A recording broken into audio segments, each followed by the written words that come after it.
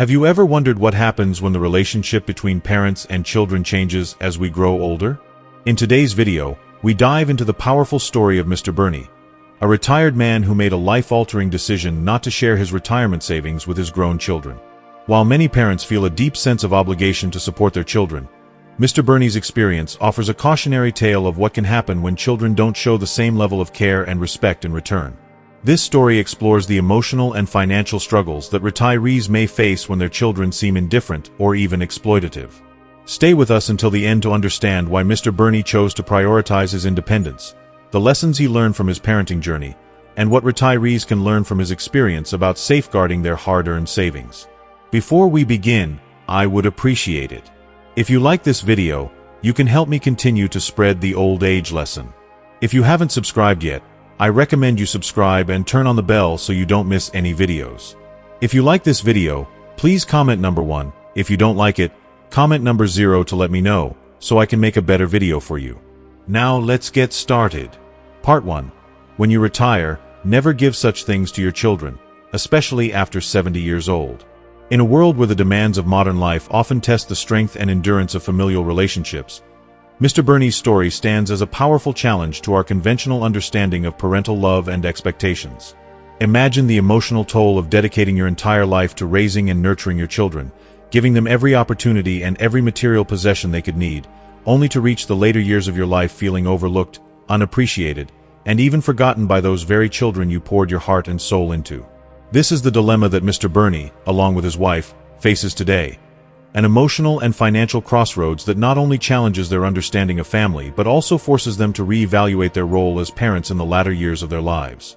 Mr. Bernie and his wife, once devoted parents who spared no effort or expense to provide their 2 sons with the best possible start in life, now find themselves confronting the often uncomfortable realities of changing family dynamics. Their story is a poignant reminder that, although parental love is limitless and unconditional, it must sometimes meet the harsh truth of shifting expectations and evolving relationships within families. It compels us to reflect on what happens when the sacrifices made for children no longer yield the same returns, or when parents, after years of selflessness, decide to put their own needs and desires first. This is a critical exploration of why Mr. Bernie, after decades of dedication to his children, has decided to safeguard his retirement savings and prioritize his independence over continuing to offer unconditional financial support. While the majority of parents may find themselves eager to give their children money, especially in challenging times, Mr. Bernie's actions have puzzled many in the community. He and his wife, both retired for years, have amassed a solid financial foundation, thanks to years of stable work in public service and disciplined saving. Despite their comfortable financial position, they have steadfastly refused to share a single penny with their grown children since their retirement. This has sparked curiosity and even criticism from others who believe that parents should naturally assist their children, especially when those children are struggling. So, what has led Mr. Bernie to adopt such a stance? To understand this, we need to hear Mr. Bernie's own words and the reasoning behind his choices. Mr. Bernie, now 72 years old and having been retired for 12 years, reflects, "I've been retired for a long time, and my wife, who is 5 years younger than I am, has also enjoyed retirement for over a decade. We both spent our working years in state-owned enterprises, which has ensured that our combined monthly pensions exceed $5,000. With such reliable retirement funds, we live comfortably, never hesitating to enjoy life, whether it's indulging in our hobbies, treating ourselves to special experiences, or traveling to new places. We've earned it. After working so hard for half our lives, this time of our life is meant to be enjoyed. And yet, despite our comfortable situation, we've never spent a single penny on our children." At this point, many may question, with such a significant pension, wouldn't it be possible for them to help their children out, even if just a little? After all, younger generations often face financial pressures, and it's common for parents to offer a helping hand. However, Mr. Bernie and his wife have a different perspective. They prefer to hold on to their funds, even if it means they lose value over time, rather than pass them along to their children. As he puts it, "We've worked hard all our lives to build a secure future. Our funds are for us, to enjoy our retirement years in peace and happiness. That's why we've chosen to keep what we have." Mr. Bernie is quick to clarify, this isn't about being cold-hearted or uncaring. It's about being discerning. We've watched our sons grow up and develop in ways that have made us reflect deeply.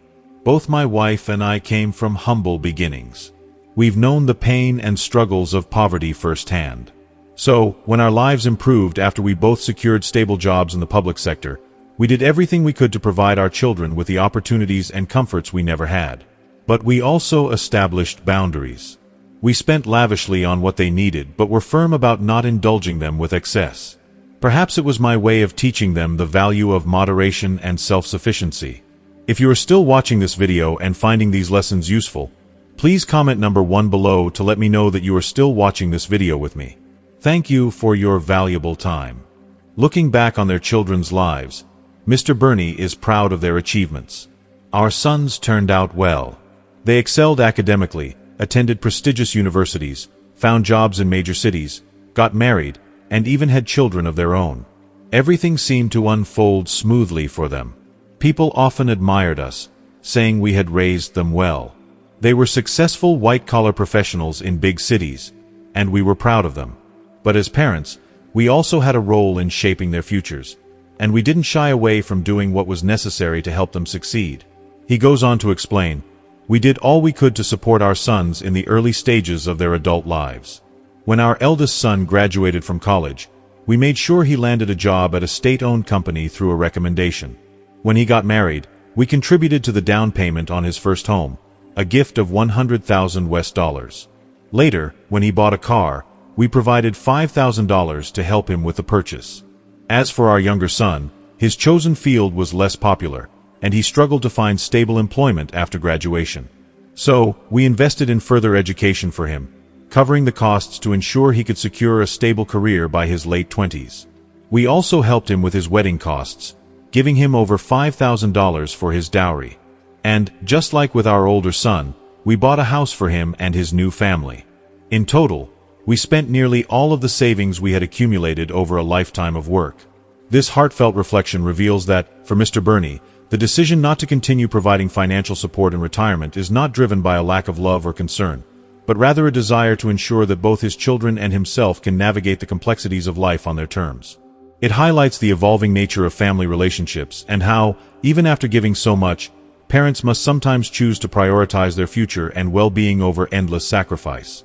Mr. Bernie shares his story. Later, as life unfolded, both of our sons had children, which prompted my wife and me to retire earlier than we had originally planned so we could help care for them.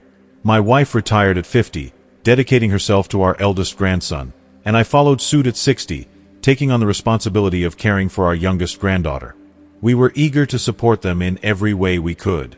But it wasn't until the children were old enough to start school that we could finally catch our breath and enjoy some rest. Looking back, we can truly say that we gave everything for our 2 sons, pouring our hearts and energy into raising them. We sacrificed so much, thinking that, in time, they would care for us as we had cared for them. But instead, what we got in return was not the love and care we had hoped for, but rather a sense of entitlement, a desire to live off us. He reflects further, typically, when people grow old, they expect their children to come home often, especially during festivals. However, our sons are not like that. They rarely come to visit us during holidays, and their calls are few and far between. Our eldest son lives just 300 kilometers away, only about a 4-hour drive, but he only comes home once a year, usually during Chinese New Year. And each time he arrives, he comes empty-handed, leaving with gifts we've prepared for him. I remember one year, while the neighbors' children brought bags of goods and gifts for their parents, our eldest son showed up with nothing but 2 pieces of clothing for my wife and me. He didn't bring any New Year gifts, and unlike other children who give their parents red envelopes, our eldest son never did. Only the grandchildren were thoughtful enough to give us their red envelopes. Before the New Year celebrations had even finished, our eldest son was already leaving, taking all the New Year goods we had prepared for the family. That year, I felt the sting of his selfishness, so I spoke out, but my son's response left me feeling heartbroken. Anyway, you're both so old now, you can't eat that much. It's a waste to leave all that stuff here. Mr. Bernie pauses, adding, our younger son was even worse. When we bought him a house, he immediately demanded more money, asking us to fund the purchase of a car. The way he asked for the money was so brazen, like a bandit. He said, Dad, I need $700 million to buy a car. Transfer it to me now. I was taken aback by his demanding tone, which made me feel as though the roles had reversed. He was acting like the father, and I was the child. It made me uncomfortable, so I refused. Even though we had the money to give him, I couldn't bring myself to indulge his entitled attitude, especially since he already had a car. Buying another seemed like a waste. He continues, when he couldn't get the money for the car, he came up with other reasons to ask for money, claiming he needed funds to renovate his house or start a business, always asking for tens of thousands each time. But I wasn't fooled by his excuses, so I only gave him small amounts. As time went on, his behavior grew colder. He started treating us poorly, almost as if we had wronged him. Every time he came over, he was distant and indifferent. He would eat and then leave quickly. Even when we asked him to stay a little longer, he refused without hesitation, saying it was uncomfortable to be at home. Mr. Burney's voice softens as he recalls, as time passed, the actions of both our sons began to chip away at our hearts. 4 years ago, my wife was hospitalized due to severe osteoarthritis. While the medical bills for her surgery and treatment were covered by us, my wife longed for her sons to visit her. But neither of them came, as though visiting their mother would cost them something. Instead, both sons avoided coming back, as though it was a burden. The best they could manage was a brief phone call, showing no real concern. What was supposed to be a simple operation turned into an emotional wound for my wife. While other patients in the hospital were surrounded by their children, my wife and I were left alone. It was a deeply painful experience, not because of her physical pain, but because of the emotional abandonment we felt. He adds with a note of sorrow, not long after when my wife was still recovering, I had an accident and fractured my foot. At that time, my wife was still struggling with her health, and she couldn't take care of me. I hoped our 2 sons would come and help, but they found every excuse to stay away. One said he was too busy with work, and the other claimed he wasn't feeling well. I explained how serious my condition was, but neither of them could be bothered to come. With no other choice, I had to hire a caregiver. But the real heartbreak came when I learned through my grandchildren that my eldest son had taken his family on a vacation to the seaside, and the younger son had gone hiking. When I heard this, I realized that their absence wasn't due to some unavoidable situation, but because they simply didn't care. That knowledge hurt me more than the pain from my foot. Mr. Burney reflects on his feelings. After all of this, people often ask if we still intend to give our savings to our sons. This is why my wife and I decided to stop relying on them. We no longer look to them for support in our retirement. Since we are still capable of taking care of ourselves, and they've shown such coldness toward us, we know that things would only be worse if we were to become dependent on them in the future. So, we made a firm decision to keep our savings for ourselves. Even in emergencies, we will reserve enough for our retirement. If we reach a point where we can no longer care for ourselves, we've decided that we'll go to a nursing home together. While a nursing home may lack the warmth and personal care of family, we believe that paying for services will give us a more comfortable and dignified life than relying on our sons. He pauses, adding, I know our situation may be rare, but it's not unique. The reality is that human emotions can be as fragile as paper, and the familial bond isn't what it used to be. These days, many young people are more focused on their freedom and enjoyment, and true filial piety seems to be in short supply. This is why, as we age, we must hold on to our retirement savings tightly. While we should help our children when they are in need, we must know our limits. Everyone must go through their life struggles, and our children must face their challenges. What we can do is offer help within our means when they are in genuine trouble.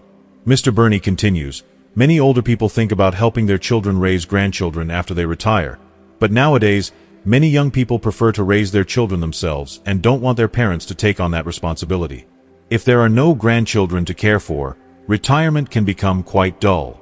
Having a good pension makes life easier, but without it, people can become anxious, especially if they feel the need to keep working.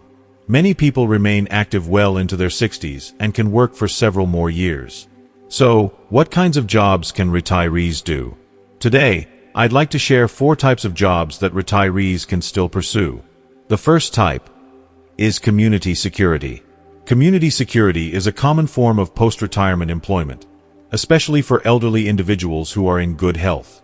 Many retired seniors take up roles as security guards in local communities, helping maintain order and providing a sense of safety to residents. If you're retired and in good health, becoming a community security guard can be a relatively low-stress option. The work typically involves sitting in a security booth, where you can read newspapers, monitor the surroundings, and assist residents by pressing a button to open the gates or answering basic inquiries. This type of work is especially suited for those who prefer a slower-paced job after retiring from their main career. In the community where I live, several security guards are elderly retirees. They enjoy the routine, and the work is generally quite leisurely. However, when looking for such security work, it's important to keep in mind that high-end communities may have more stringent management policies and could be less inclined to hire retirees.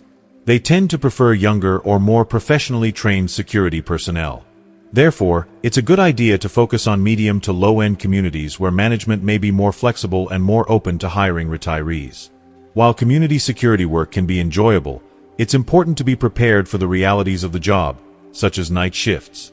My uncle, for example, became a security guard after his retirement, and he had to work night shifts, which can be physically tiring. Night shifts often come with less interaction and can leave you feeling isolated, so it's essential to be mentally prepared for this aspect of the job. If you're serious about securing a position in this field, it's best to seek recommendations from friends or acquaintances. Personal connections often play a significant role in landing such jobs. If you don't have direct connections, a good place to start is by visiting the community's property management office, where they can inform you about available positions. If you are still watching this video and finding these lessons useful, please comment number 2 below to let me know that you are still watching this video with me. Thank you for your valuable time. The second type is being a nanny. For those looking for more flexible work, becoming a nanny is another excellent option. Mrs. Carroll, a 52-year-old woman who retired 2 years ago, offers a great example. With a pension of over $1,500 a month, she was financially stable, but she felt unfulfilled doing odd jobs like working at a supermarket or helping in stores. After her husband passed away and her only daughter moved out to pursue her master's degree, Mrs. Carroll began to seek a more meaningful way to spend her time. One day, while sitting on a bench downstairs, Mrs. Carroll struck up a conversation with an acquaintance. The conversation revealed that her acquaintance, a senior citizen, was looking for someone to assist him with cooking and cleaning, as his daughter, who lived far away, couldn't help him regularly. Mrs. Carroll saw this as an opportunity to offer her services as a new type of nanny. Rather than being a live-in nanny, she decided to offer part-time assistance tailored to the needs of elderly individuals in her community, providing meals, cleaning, and helping with other tasks as required. She posted an advertisement in her community group, offering her services to cook for the elderly and assist younger individuals with their needs.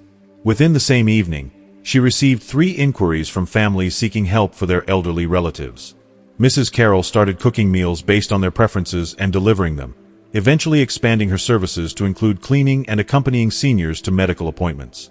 As the demand for her services grew, Mrs. Carroll realized that many elderly people felt neglected by their families, especially when it came to emotional needs. While material support was important, they also craved companionship and someone to listen to them. Through her work, Mrs. Carroll discovered the deep significance of empathy and communication. Many of the seniors she assisted expressed gratitude not just for her help with tasks but also for her willingness to listen to their stories and offer companionship. After 6 months, Mrs. Carroll recognized the potential for growth in this niche market and invited some of her former colleagues to join her in providing similar services. Together, they formed a small team, creating a supportive network that offered practical assistance and emotional support to elderly residents in the community. This initiative not only benefited the elderly but also enriched Mrs. Carroll's life, giving her a sense of purpose and fulfillment. The third type is setting up a small stall. For retirees who have some savings and enjoy working independently, setting up a small stall to sell goods can be a viable option. Many retirees choose to buy a small cart or rent a booth at supermarkets or malls, where they can sell products such as fresh fruits, snacks, or homemade goods. This is a form of self-employment that allows retirees to manage their hours and enjoy a sense of independence.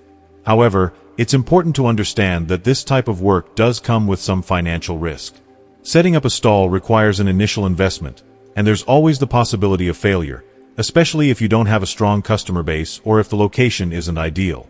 For retirees with limited funds, this might not be the best choice, but for those with spare cash and a desire to be self-sufficient, it can be an enjoyable and rewarding option. One way to minimize risk is to sell products you have a personal connection with, such as homegrown fruits or vegetables. If you have a garden and grow your produce, selling these items at a stall could be a great way to share your harvest with the community while earning a modest income. Additionally, if you enjoy the social aspect of interacting with customers and have a passion for the products you're selling, this can make the work more enjoyable and less stressful. While there are challenges in managing a stall, such as long hours and fluctuations in customer traffic, the sense of autonomy and the potential for creating a steady source of income can make this an appealing option for retirees looking to stay active and engaged. Whether you're selling fruits, snacks, or homemade crafts, running a stall can offer a fulfilling and productive way to spend your time in retirement. The fourth type is working as a dishwasher in a restaurant. While many retirees may not be able to take on physically demanding jobs like security guarding, there are still plenty of opportunities to stay active and earn a living after retirement. One option that may appeal to retirees, especially women, is working as a dishwasher in a restaurant. This job can be an excellent fit for those who are not seeking high-intensity work but still want to contribute and have an income. My aunt, for example, found a dishwashing job after her retirement, working during lunch and dinner hours, which allowed her to have the rest of the day free for rest or other activities. The work involves cleaning dishes, utensils, and kitchenware, ensuring the kitchen remains stocked and ready for the next meal. Though dishwashing is physically demanding, it's not as strenuous as other roles, making it a viable choice for retirees who want to stay active without pushing their bodies too hard. The pay may not be very high, but it offers flexibility and the chance to work in a busy environment while staying connected with others. Many restaurants offer part-time positions, which could be ideal for those looking to work just a few hours a day. For those who may not want to work in the kitchen, similar jobs could include housekeeping or hotel cleaning staff positions, which can also provide a steady income without being physically overwhelming. While working in a restaurant or hotel as a retiree may not bring in large sums of money, having any income at all provides a sense of financial security. Retirees need to stay financially independent and not rely solely on pensions or savings, especially as costs of living may rise. Yet, it's equally important to be mindful of the intensity of the work. Physical overexertion, especially in later years, can lead to health problems. As such, retirees should seek low-intensity work that balances earning money with maintaining good health. Retirement should be about enjoying life and finding ways to stay active, rather than solely focusing on earning money. While financial independence is important, it's equally valuable to maintain a fulfilling and healthy lifestyle. Even if you don't have much money, living simply and budgeting wisely can still help sustain a comfortable life. If you don't want to work full-time, taking on part-time or flexible jobs can help you remain active while giving you the freedom to relax and enjoy your free time. Lastly, I wish all retirees a happy, fulfilling retirement. Your experience, wisdom, and presence are valued. And remember, you are never alone in this community. Whether you choose to work or not, there are countless opportunities to stay engaged, enjoy life, and contribute to your surroundings. Your well-being and happiness matter most, so focus on what brings you joy while maintaining a sense of financial security. If you are still watching this video and finding these lessons useful, please comment number 3 below to let me know that you are still watching this video with me. Thank you for your valuable time. Part 2. Don't live with your children in old age. As we grow older, one of the most profound questions we face is whether we should continue to live with our children or pursue the dreams and desires we once put on hold. The idea of living with one's children can seem appealing at first, offering companionship and support during the twilight years. But as Aura's story demonstrates, the reality of this arrangement can be far different than what we might imagine. Aura, a 62-year-old mother, dared to defy societal norms and expectations in a way that not only changed the course of her own life but also inspired many others to rethink the traditional paths set before them. Aura's story begins in the wake of her husband's death. After a decade of solitude, she decided to move in with her son and daughter-in-law, hoping for a sense of connection and security in her retirement. Initially, things seemed promising. Her daughter-in-law treated her kindly, encouraging her to enjoy her newfound freedom, suggesting that she take up hobbies like dancing, walking, or socializing with friends.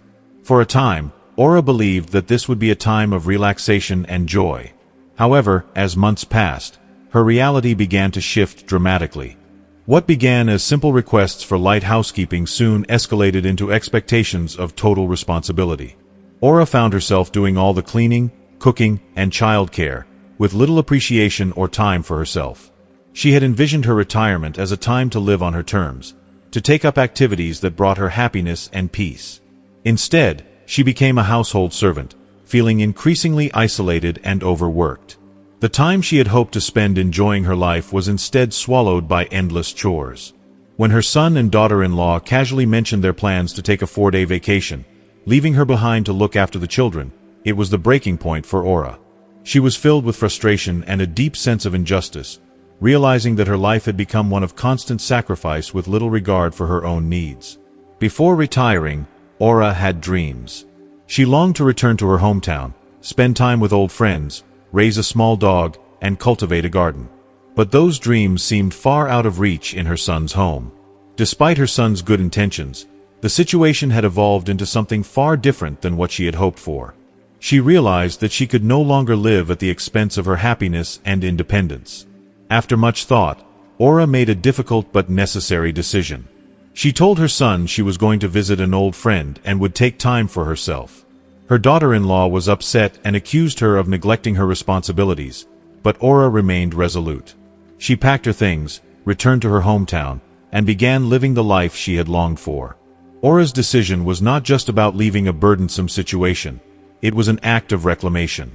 She wasn't merely walking away from her son's home. She was stepping into a new chapter of life where her desires and well-being were paramount. She began to fill her days with the things she had always dreamed of: dancing in the square, taking long walks, raising a little dog, and growing vegetables in her garden. She rekindled old friendships, sharing laughter and tea with friends she had missed during the years of sacrifice. Aura's life became her own again, filled with joy and purpose. Aura's journey is an inspiring testament to the resilience of the human spirit. Her courage to set boundaries and prioritize her happiness challenges the conventional wisdom that aging parents must simply accept a life of service to their children. Her story is a powerful reminder that it's never too late to take control of our lives and pursue what truly makes us happy. She showed that we all have the right to live life on our terms, regardless of age. Her experience speaks to a larger issue that many older adults face: the tension between familial obligations and personal desires. In a society that often views aging as a time to serve and care for others, Aura's story offers a refreshing alternative. She teaches us the importance of self-care and setting boundaries, of refusing to let others dictate our happiness or define our worth. For Aura, the decision to leave her son's home wasn't an act of rejection, but rather a declaration of independence, a declaration that she would no longer allow herself to be invisible, overlooked, or burdened by unappreciated sacrifice. The impact of Aura's decision rippled far beyond her own life. It sent a clear message to other older adults that they, too, can find their paths to happiness and fulfillment. Her choice to reclaim her life, despite societal expectations, encourages others to reflect on their own lives, consider their desires, and make the bold decision to live authentically and unapologetically. In a world that often diminishes the value of older adults, Aura's journey serves as a beacon of hope, reminding us that dignity, joy, and independence are rights that belong to everyone, regardless of age. Aura's story is a call to action for anyone who feels lost or trapped in the role of caregiver or servant. It's a call to embrace self-respect, to prioritize happiness, and to live with purpose. It reminds us that we don't have to settle for a life dictated by others' expectations. We all deserve to live with joy, freedom, and dignity, no matter our age. Aura's tale is a testament to the power of personal choice, the importance of self-care, and the unyielding pursuit of happiness, even when the road ahead seems uncertain. As we reflect on Mr. Burney's story, what have you learned so far? His experience teaches us valuable lessons about the importance of independence, setting boundaries, and safeguarding our resources as we grow older. Now, we'd love to hear from you. What's one thing you've learned from this video that you plan to practice in your life moving forward? Share your thoughts in the comments below. If you enjoyed this video, don't forget to leave your comment, and please like, share, and subscribe to our YouTube channel. Your support helps us bring more meaningful content like this to you.